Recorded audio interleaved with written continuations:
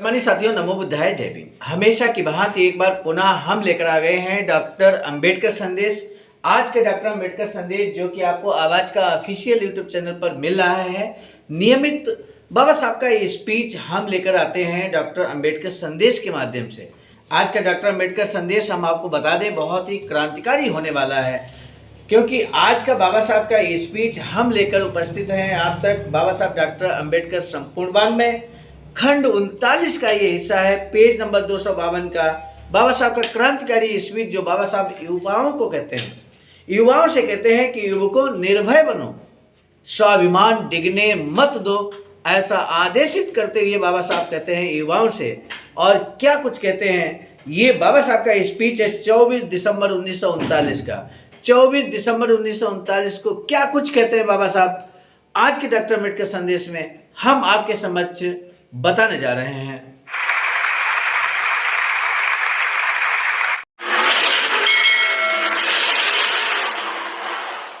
आज का डॉक्टर अंबेडकर संदेश जो कि प्रसारित किया जा रहा है स्थान Buddha Bodhisattva Ambedkar international centre, BBIC Sarnath, Varanasi, राज्य उत्तर प्रदेश, देश भर से बाबा साहब इस बात को स्पष्ट तौर पर कहते हैं कि युवकों निर्भय बनो, स्वाभिमान डिगने मत दो। किस तरह से बाबा साहब समाज के अंदर स्वाभिमान पैदा करते थे, किस तरह से निर्भय बनने की सलाह दे रहे हैं, आदेश दे रहे हैं, यूँ कहें कि युवाओं को, तो ये आज के स्पीच में हम आपको बताने वाले हैं। बाबा साहब इस बात को बहुत स्पष्ट ढंग से कहते हैं कि उनका जो राजनीतिक आंदोलन है वो स्वाभिमान पैदा करने के लिए है, शिक्षा के सारे दरवाजे खोलने के लिए है, राजनीति में प्रतिनिधित्व प्राप्त करने के लिए है। इस तरह का बाबा साहब स्वयं स्पष्ट करते हैं इस बात को। आज का डॉक्टर अंबेडकर संदेश पूरा अगर आप सुनेंगे तो ये जरूर मैसेज आप पाएंगे कि किस तरह से बाबा साहब समाज के अंदर स्वाभिमान पैदा करने की बात कहते हैं। आज के डॉक्टर अंबेडकर संदेश को सुनने के बाद आप भी समाज के बीच जाकर समाज के अंदर स्वाभिमान जगा सकते हैं। इसलिए सम्मानित साथियों, आपसे बारंबार निवेदन है कि इस वीडियो को, इस डॉक्टर अंबेडकर संदेश को आप अंत तक जरूर वॉच कीजिएगा। एक और शिकायत हम आप सभी से है कि वीडियो को हम सुन तो लेते हैं लेकिन शेयर नहीं करते, और शेयर न करने से हम स्वयं जब सुन लेते हैं तो वो मैसेज, वो संदेश जो बाबा साहब का है वो हमारे तक ही सीमित रह जाता है। इसलिए आपसे विनम्र निवेदन है कि कम से कम एक व्यक्ति को आप स्वयं भी व्यक्तिगत इस वीडियो को जरूर शेयर करें। इसी निवेदन के साथ अब शुरू करेंगे आज का डॉक्टर अंबेडकर संदेश। अंकल खोप में 24 दिसंबर 1939 के दिन दोपहर में सातारा जिला अस्पृश्य युवक परिषद हुई थी। परिषद की अध्यक्षता करना बोधिसत्व बाबा साहब डॉक्टर भीमराव अंबेडकर ने स्वीकारा। सभा के लिए बड़ा जनसमुदाय उपस्थित था। अंकल खोप जाते हुए रास्ते में भिलवड़ी गांव की महिलाओं ने डॉक्टर साहब की आरती उतारकर उनके प्रति अपने मन में बसे अपार भक्तिभाव को व्यक्त किया। स्वागत मंडल के अध्यक्ष मिस्टर PT मधाले और अन्य सदस्यों ने बड़ा जुलूस निकालकर डॉक्टर साहब के साथ मंडप में प्रवेश किया। सभा में उपस्थित जन समुदाय ने तालियों की गड़गड़ाहट के साथ डॉक्टर साहब का स्वागत किया। परिषद के स्वागताध्यक्ष श्री मदाले ने स्वागत में भाषण किया।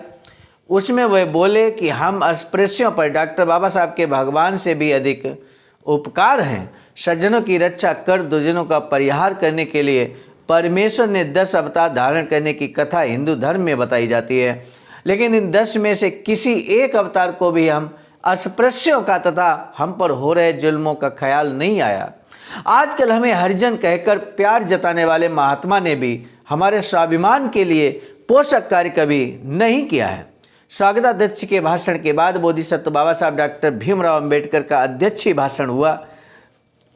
उन्होंने अपने भाषण में कहा, बहनों, युवा मित्रों और भाइयों, आज की सभा मुख्यतः युवाओं की है। आज की सभा के अध्यक्ष मेरे मित्र मधाले युवा ही हैं। आपको लगता होगा कि आज की सभा में केवल युवाओं के लिए ही भाषण होगा, लेकिन आज की सभा में युवाओं के साथ साथ युवाओं में गिने न जा सकने वाले लोग भी हैं। उन्हें भी लगता होगा कि मैं हमारे समाज को जिन विषयों में दिलचस्पी हो उन पर मेरे बोलने की उम्मीद तो होगी ही। इसलिए पहले इन लोगों से 2 शब्द कहकर बाद में मैं युवाओं के सवालों की ओर मुड़ूंगा। यहाँ डॉक्टर साहब ने हरे गांव के महार वतनदार कामगारों की सभा में जिन मसलों के बारे में बताया था उन्हें फिर विस्तार से समझाया। फिर युवाओं को उद्देश्य कर वे बोले कि जनता पत्रिका में मेरे विचार हर हफ्ते प्रकाशित होते रहते हैं। ये अखबार पढ़ने से आपको अपने से जुड़े सवालों की जानकारी मिलती रहेगी। हमें स्वाभिमान की बहुत ज़रूरत है। स्वाभिमान को छोड़कर जो उन्नति हासिल की जाती है वह किसी काम की नहीं होती। हर युवक को अपने मन में एक बात गांठ बांध कर रखनी चाहिए कि हम भी औरों की तरह भी इंसान हैं। भगवान को कभी ये मंजूर नहीं होगा कि महारों को महार बाड़े में ही रहना चाहिए। हजारों सालों से हम पर जो जुल्म ज़बरदस्ती होती आई है उसके कारण हमारे समाज की भावनाएं मर सी गई हैं। ब्राह्मणों के राज्य में हम अगर स्वाभिमान से बरतते तो हम पर औकात भूलने का आरोप हमें हाथी के पैरों तले कुचलवा दिया होता। उन्नति का मार्ग खुद बनाना होगा।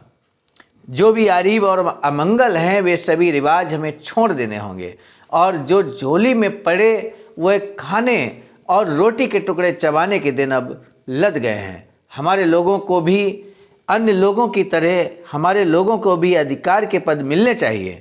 हमारे लोगों की अब पुलिस में बहुत कम संख्या में ही सही लेकिन भर्ती होने लगी है। आज भी हमारे सुशिक्षित युवाओं को पुलिस विभाग में उच्च पद अधिकार के पद नहीं मिलते। ये दुख की बात है। इस डॉक्टर अम्बेडकर संदेश को हम यहीं पर रोक कर एक बार पुनः एनालिसिस करने की बात कहते हैं। सामान्य साथियों, हमें ये विचार करना होगा क्या अपेक्षित प्रतिनिधित्व के रूप में आज भी हमारे समाज के युवाओं को जो अधिकार वाले पद हैं क्या उन पर नियुक्ति मिलती है। ये एक विचार करने वाली बात है। जो यूँ कहें कि जिस अनुपात में हमें अधिकार के पद मिलने चाहिए उस अनुपात में अधिकार के पद नहीं मिलते हैं, ये सच्चाई है। और ये सच्चाई दूर कैसे होगी? इस सच्चाई को हम कैसे हम उचित प्रतिनिधित्व के रूप में कन्वर्ट कर पाएंगे? वो एक ही साधन है और वो है आपकी स्वयं की सत्ता। जब सत्ता आपकी स्वयं की होगी तो निश्चित है कि आपके समाज के उचित प्रतिनिधित्व के रूप में हर विभाग में, पुलिस विभाग की बात नहीं कर रहे, हर विभाग में अधिकार वाले पद भी हमें मिलेंगे। और इसलिए सत्ता बेहद जरूरी है। हमें इस बात पर ध्यान केंद्रित करना चाहिए कि कैसे हम भारत के अंदर हर प्रदेश के अंदर अपनी शासन सत्ता स्थापित करें। सामान्य साथियों, बाबा साहब आगे कहते हैं कि सरकार को आज भी ये डर लगता है कि अस्पृश्य को अधिकारी नियुक्त किया तो उसके मातहत काम करने वाले अस्पृश्य लोग नाराज हो जाएंगे। क्या ये इस देश का दुर्भाग्य नहीं है? जरूरत है हमें अपने अंदर निर्भयता को पनपने पलने देने की। अपने समाज को दुनिया में सम्मान दिलाने के लिए हमें अपनी जान की कुर्बानी देने तक के लिए तैयार रहना होगा। हम सब इस प्रकार तैयार होंगे तो कोई हमारा अपमान करने की हिमाकत नहीं कर सकता। आप सभी युवाओं से मेरा यही कहना है कि निर्भय बने और दुनिया पर राज करो। राज करने की बात बाबा साहब कहते हैं। आप शासक बनो। इस बात को बड़े पुरजोर तरीके से युवाओं से कहते हैं बाबा साहब। अब हमारी राजनीति के बारे में मैं आपको 2-4 शब्दों में बताता हूं। भारत में अपनी राजनीति का मामला फिर से शुरू होगा, ऐसा लगता है। वर्तमान पार्टी और अस्पृश्य इन दोनों के बीच मतभेदों का आमने सामने बैठकर हल नहीं निकल सकता। हमें मिले हुए राजनीतिक अधिकार नाकाफी हैं। बाबा साहब कहते हैं वर्तमान पार्टी के राज में भी हमारे हितों की रक्षा नहीं होती। वर्तमान पार्टी को जब अधिकार मिलते हैं तो उनके द्वारा हम पर होने वाले जुल्म भी बढ़ते हैं। अल्पसंख्यकों का एक दोष है कि वे केवल अपने बारे में सोचते हैं। ब्राह्मणत्व पार्टी का उदाहरण हम लें। जो गैर ब्राह्मण वर्तमान पार्टी में शामिल हुए उनसे मेरा सवाल है कि क्या उन्होंने क्या पाया? आगे जो आंकड़े मैं दे रहा हूं उनसे पता चलेगा कि गैर ब्राह्मणों का वर्तमान पार्टी अर्थात कांग्रेस पार्टी के पीछे चले जाना आखिर केवल भुलावा ही साबित हुआ।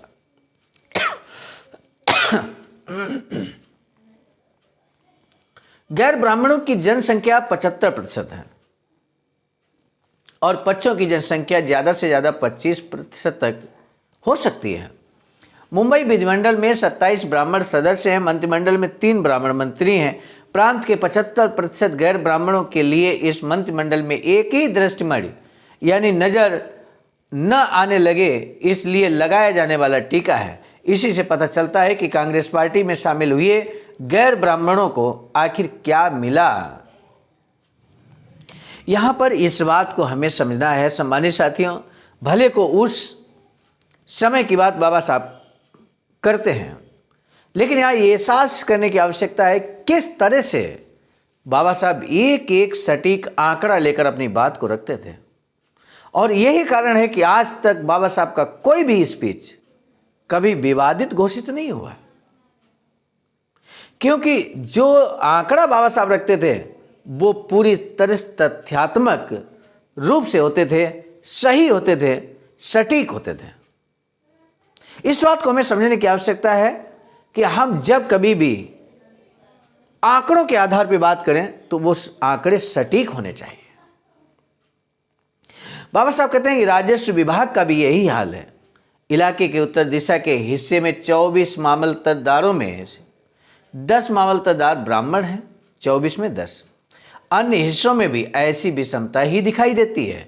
इससे यही बात साबित होती है कि हिंदी राजकाज को फिर भले वह अंग्रेजों द्वारा चलाया जाए या वर्तमान पार्टी के हाथ में बागडोर हो, जाहिर है कि ब्राह्मण बाधा हुई है। ब्राह्मण महाभयंकर विष है, हलाहल से भी वह भयंकर है, इसलिए शंकर भी इसे पचा नहीं सकता।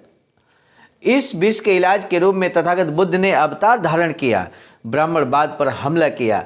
आज के वर्तमान पार्टी के गैर ब्राह्मणों को छकाने के लिए रे मार्केट को फुल मार्केट बनाते हैं। इसी प्रकार बुद्धकालीन ब्राह्मणों ने इंद्र, अग्नि, वरुण आदि वैदिक देवताओं की जगह राम, कृष्ण आदि क्षत्रिय देवों की रचना की और अपने युग के ब्राह्मण विरोधकों को छकाकर अपना आसन स्थिर किया। जो हो अगले चुनावों में अपने विभाग से एक उम्मीदवार को जिता दें और राजनीतिक सत्ता को हासिल करने की राह पर आगे बढ़ें। दरिद्रता के कारण हमारे छात्रों को कई मुसीबतों को झेलना पड़ता है। इस प्रकार मुश्किलों का सामना करने वाले छात्रों को बरगलाकर उन्हें स्वाभिमान शून्य बनाने के लिए श्री भाऊराव पाटिल और हरिजन सेवा संघ ने जगह जगह जाल बिछाए हैं। भीष्माचार्य जैसे वीर कौरवों का अनाज खाने के कारण पांडवों के न्यायपूर्ण पक्ष में नहीं आ सका। इस बात को ध्यान में रखें।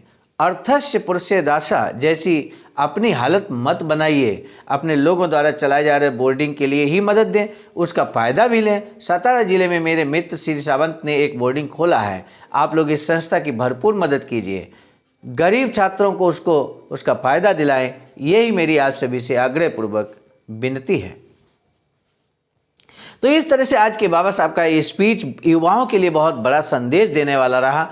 और यदि आपको लगता है कि ये संदेश युवाओं को एक बेहतरीन संदेश दे सकता है, स्वाभिमान पैदा कर सकता है, निर्भय बनने के लिए प्रेरित कर सकता है आज का डॉक्टर अम्बेडकर संदेश, तो कम से कम एक व्यक्ति को, एक डॉक्टर अम्बेडकर मिशनरी को आप इस बाबा साहब के स्पीच को, हुबहू भाषण को जरूर शेयर कीजिएगा। इसी निवेदन के साथ हम आपको बता दें, बाबा साहब की एक अधूरी इच्छा वैचारिक सेंटर बनाने की थी। जो वैचारिक सेंटर यहाँ पर आवाज का BBS3 आईडासा के द्वारा 14,000 स्क्वायर फीट जमीन परचेज की गई है Faridpur, Sarnath, Varanasi, ring road, green city, Uttar Pradesh में। और इस पर निर्माण कार्य इस समय जारी है।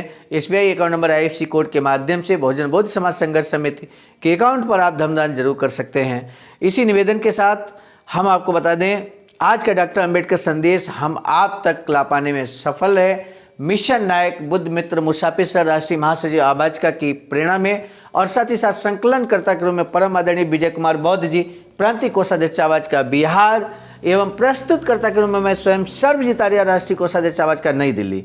पुनः मिलेंगे नए डॉक्टर अम्बेडकर संदेश के साथ। तब तक के लिए सादर नमो बुद्धाय, जय भीम।